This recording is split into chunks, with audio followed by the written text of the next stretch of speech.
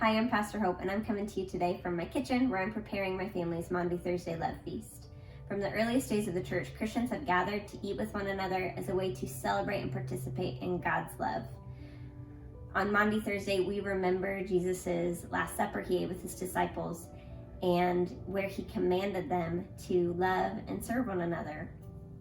During the time of the coronavirus pandemic, we are not able to gather all together as a church community to love and serve one another. We are separated by space because of social distancing, and that can feel really difficult and disappointing and uncertain. And it's actually during times like this when I feel more drawn to the kitchen than ever before. It's times like this where I need to make something with my hands to feel grounded and connected. It's in the process of sauteing and chopping and mixing and kneading and waiting and baking that I find myself caught up into a rhythm that is actually pretty theological. When you cook and you bake, you are practicing patience and hope in real time. You are making something that is not just beautiful, but is sustainable and nourishing, not just for you, but for those that you love. And when you are doing that, you can actually be reminded and pointed back to the one who nourishes you and sustains you daily. And so when you sit down at the table to eat together, you find it is not just your soul, your stomachs that are filled, but your souls. And so with that, I do want to invite you to celebrate a love feast with whomever you share a home with. I invite you to think about what might make this a special occasion. You might want to pull down a tablecloth and make the table look nice. You might want to bring out your fancy dishes or bring out grandma's secret recipe, whatever that might be. Make this a significant day for those who you live with. We have a list of ideas along with recipes and a liturgy available to you in PDF form. It's available in Monday's eNote and also on our social media platforms. So you can download that and print that and use that if you need. I'm really looking forward to my family's love feast. I'm looking forward to hearing about your own experience. And I also really look forward to celebrating in person with you someday soon. Thank you. Hi church, Pastor Mikhail coming to you here from my dining room / quarantine art gallery. I want to invite you to join us for our Good Friday service, which will be a Zoom call. And you can find the link to that Zoom meeting on our e-newsletter. If you don't receive our e-newsletter, make sure that you ask by messaging us, and we would love to send you a link so that you can join us. Our Good Friday service is going to be a time of prayer and reflection, a time of listening to the story of Jesus on Good Friday, and a time where we can imagine and experience Jesus with us now. As I've prepared for this service, I've been reminded that Jesus is very familiar with the grief, with the sadness, the lament, the unknown, the loss of control, the sickness, the suffering that we and our entire world are experiencing in these days. And so I pray that together as we join on Good Friday, we will experience a new sense of joy and receive comfort in the words that we say together each week in worship, which is that God died in solidarity with us.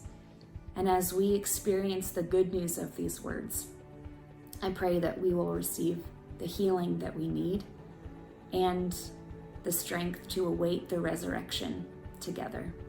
I hope to see you on Friday, friends. Grace and peace. Hi, everyone. I hope you're having a good Wednesday. It is Wednesday of Holy Week, and in our preparation for Easter Sunday, we've set aside a number of different things that people have been sharing with you on your e-note or in other ways about different events that are coming up, virtual events that we're doing.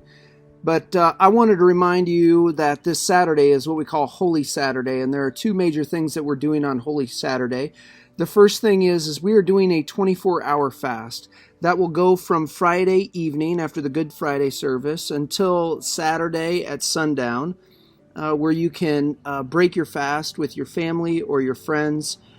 You're invited to fast food if you'd like, or you might want to fast something else. As we are anticipating an Easter that we have never experienced before, we want to set aside opportunities and privileges that we have to hear the voice of God in a new kind of way, because certainly we need God's grace in a new kind of way. All around the world, people are doing a fast on Holy Saturday, and so we wanted to extend that invitation to you, our congregation, the people of 8th Street. I'll be participating in that fast. Members of my family will as well.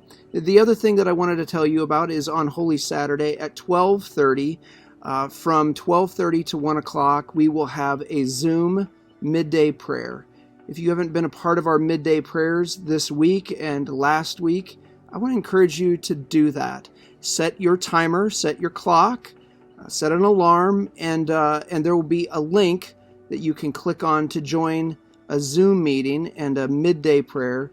And so this would be a great thing for you to do as you're participating in your Holy Saturday fast. I look forward to being with you on Easter Sunday. I look forward to all this quarantining stuff to be done, and I can't wait to be with you in person. Grace and peace. Hello friends, grace and peace to you. This Sunday, April 12th, is Easter Sunday. And obviously we are sad that we will not get to gather together as we celebrate the resurrected Christ. There will be a lot that we will miss. But even in our distance, we are still going to gather. We are still going to sing. We are still going to proclaim that Christ is risen, and we will imagine our collective response of He is risen indeed. And we will anticipate the day that we get to gather around the Lord's table again to receive that which is good and that which comes from God. So I want to invite you to join us in worship this Sunday. We will have 2 service options, the first being at 11 a.m., and you can find us at 11 a.m. on facebook.com/8th Street Church OKC. That's at 11 a.m. And our 5 p.m. service will be at 8thstreet.online.church. And that's at 5 p.m. We would love to see you there. Finally, our good friend Justin Hedges sent us a wonderful idea. If you play an instrument of any kind, we want to invite you to play and worship along with us for our services. So the chord charts and the music will be sent out in Sunday morning's email, so be on the lookout for that. We hope that you will join us on Sunday.